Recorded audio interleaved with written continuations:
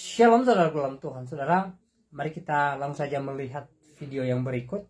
Dan pastikan tekan tombol subscribe dan yang penting share video ini supaya menjadi berkat bagi banyak orang. Karena ya kalau kita ngadu baik, ngadu berkelakuan baik di dunia ini gitu ya, kita menyebarkan hal-hal yang baik, maka otomatis orang-orang akan respect dengan agama kita, akan hormat dengan agama kita. Tapi kalau agama kita itu isinya ya orang-orang yang suka demo, dikit-dikit teriak, itulah bunuh dan sebagainya gitu ya.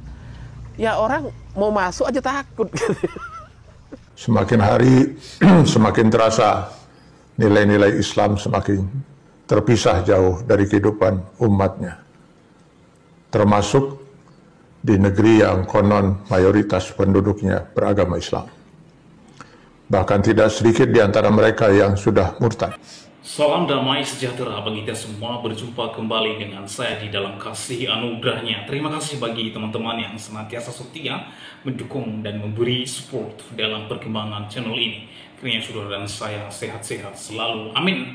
Penyebab terjadinya gelombang murtad atau dengan kata lain Islam masuk Kristen, seperti yang diungkapkan oleh kedua tokoh agama Islam yang berikut ini.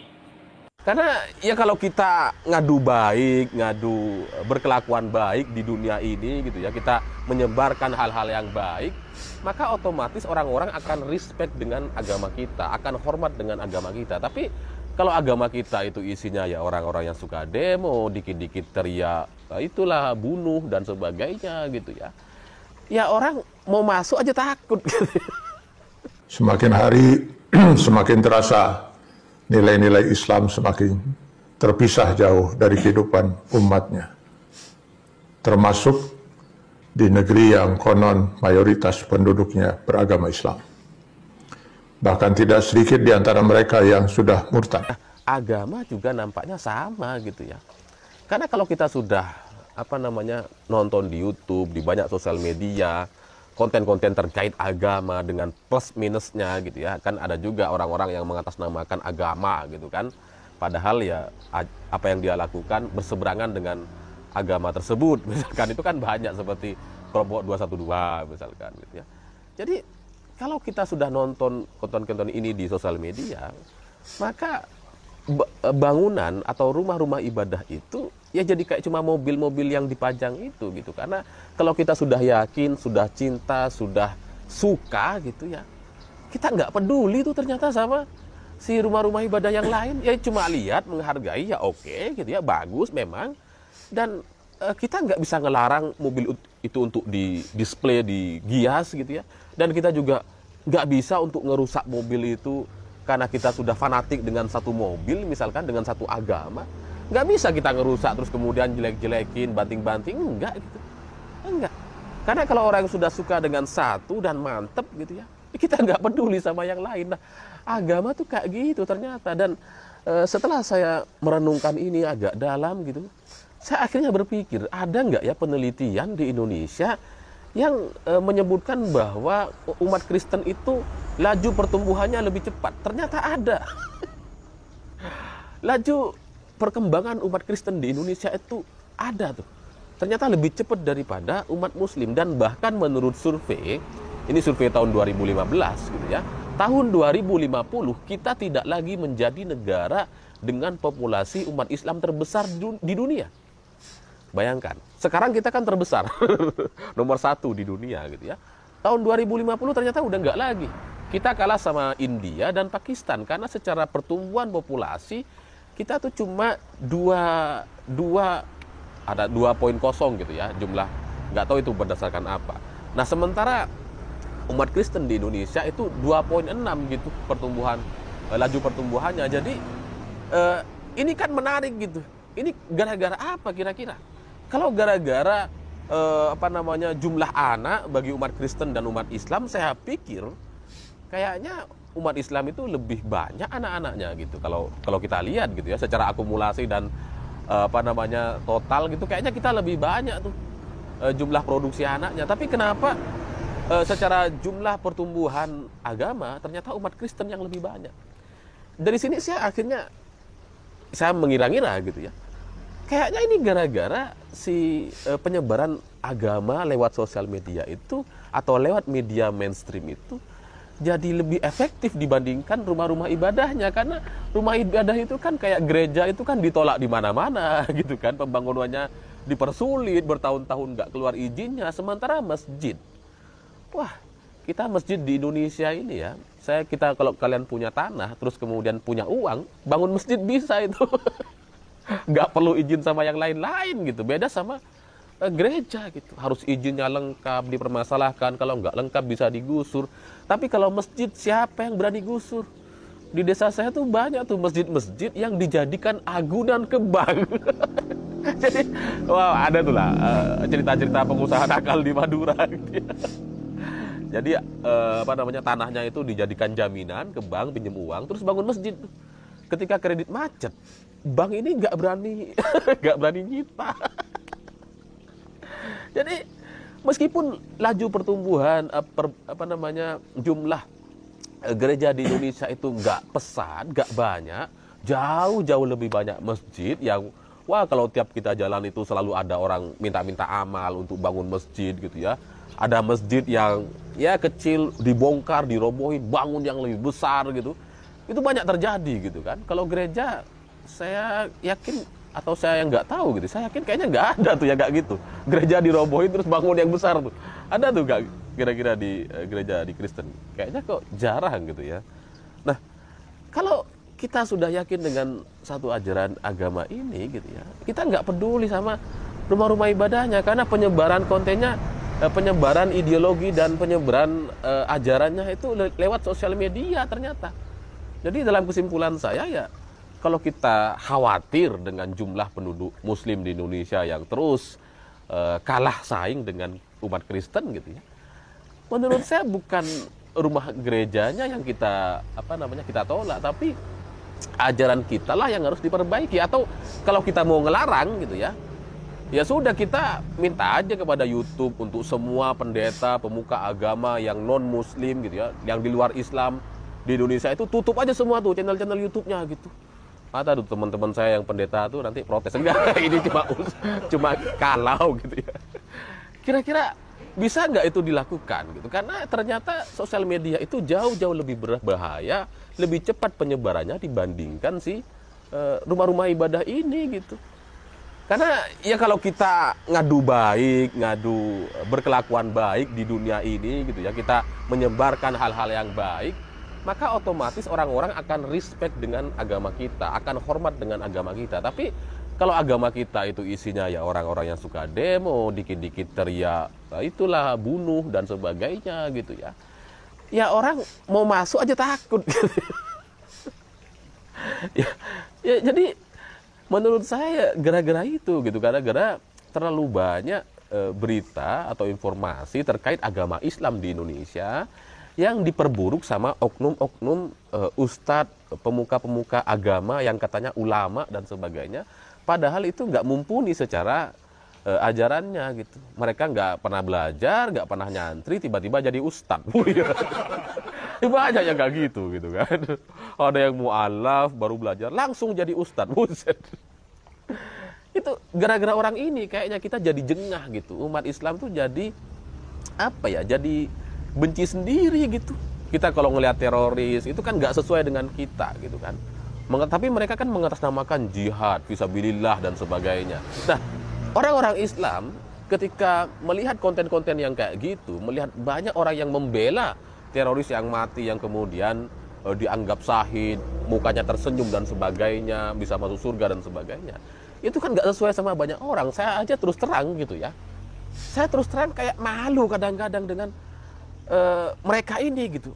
Bahkan saya kadang, kok gini ya umat Islam di Indonesia gitu ya. Kadang-kadang sampai malu tuh, cuma karena saya yakin dan saya punya ajaran agama Islam yang benar gitu ya, dan saya melihat mereka itu salah semuanya, jadinya saya tetap dalam ajaran agama Islam. Tapi yang di luar saya, misalkan orang-orang yang nggak belajar nyantri, nggak belajar kitab-kitab gitu ya, terus kemudian mereka ngelihat kelakuan ulama-ulama Islam di Indonesia yang ngejek-ngejekin agama lain, yang di salibnya ada jin kafir gitu ya. Itu kira-kira kalau kalian nggak belajar ajaran agama Islam yang benar, yang kuat gitu ya, dan baca banyak kitab, itu saya pikir kalian juga akan jengah dan saya nggak sesuai dengan agama ini. Pasti itu. Ya karena ya siapa sih yang mau keburukan di dunia ini, kan nggak ada yang mau gitu ya. Sementara ustadz-ustadz kita ada banyak gitu, ulama-ulama Islam di Indonesia gitu ya, yang dikatakan ulama itu cenderung memprovokasi, jelek-jelekin agama lain, dan itu nggak sesuai dengan nilai-nilai kebaikan kita sebagai manusia gitu. Baik, salam Tuhan, itu videonya kita sudah simak apa yang disampaikan oleh seorang pemuda di video tadi. Dia mengatakan bahwa ada orang-orang yang seagama dengan beliau lalu berpindah keyakinan atau murtad ya ketika melihat kelakuan orang-orang yang seagama dengan mereka, yang sedikit-sedikit emosi, yang sedikit-sedikit melakukan demo dan lain sebagainya. Nah, saudara dalam Tuhan ya, dari apa yang disampaikan oleh pemuda ini, kita sebagai anak Tuhan, kita sebagai orang Kristen perlu mengambil pelajaran penting dari apa yang dia sampaikan. Ya, jadi kita tahu bahwa hari-hari ini kekristenan ini kadang-kala mengalami persoalan. Ya, gereja mengalami penolakan, bahkan kadang-kadang gereja mengalami pengerusakan, saudara dalam Tuhan ya. Ibadah gereja atau jemaat-jemaat gereja yang sedang beribadah dibubarkannya, dan ada hal-hal lain yang dialami oleh Kristen dan gereja hari-hari ini. Nah, dalam hal ini ya, kita juga harus melakukan hal-hal yang baik, hal-hal yang memberkati. Memang kadangkala kalau kita melihat di media atau mungkin kita alami secara langsung, gereja kita ditolak, gereja kita dirusak apalagi, ya pastinya kita sakit hati, emosi, tidak terima dan lain sebagainya. Tapi dalam hal ini ya, kita harus bisa menahan diri untuk tidak melakukan hal-hal yang tidak mulia. Ya, kalaupun pada akhirnya kita kecewa, kita sakit hati dan lain sebagainya, ya, jangan sampai kita melakukan hal-hal yang tidak terpuji, karena orang di luar sana menilai kita, menilai agama kita dari apa yang kita lakukan. Nah, ketika kemudian gereja ditolak, ya, gereja diintimidasi, ya, lalu kita tetap berbuat baik, kita tetap memperkatakan kata-kata yang memberkati, ya, kita tetap menunjukkan kasih Kristus kepada mereka, maka orang di luar sana akan menilai bahwa Kristen ini adalah agama damai, agama kasih, saudaraku dalam Tuhan. Ya, sehingga banyak orang di luar sana ya, merasa terberkati gitu loh. Ketika kita dianiaya, ketika kita diperlakukan tidak adil, tapi kita tetap membalasnya dengan kebaikan-kebaikan. Mereka pasti menilai, ya, dan dari perbuatan baik itu mereka pasti menilai bahwa ya memang Kristen seperti ini, ajarannya kasih, dan orang-orang Kristen pun melakukan hal yang memberkati, menunjukkan kasih Kristus kepada dunia. Ya, nah, saudara, semoga apa yang disampaikan oleh seorang pemuda di video tadi ya boleh memberkati kita, ya, kita ambil hikmatnya di dalam diri kita sebagai anak Tuhan, sebagai orang Kristen, ya, sehingga di kemudian hari kita lebih waspada dan kita lebih melakukan hal-hal yang memberkati. Bahkan ketika kita sebagai anak Tuhan ataupun gereja Tuhan diperlakukan oleh orang-orang yang atau diperlakukan tidak adil oleh orang-orang yang masih intoleran saudara dalam Tuhan.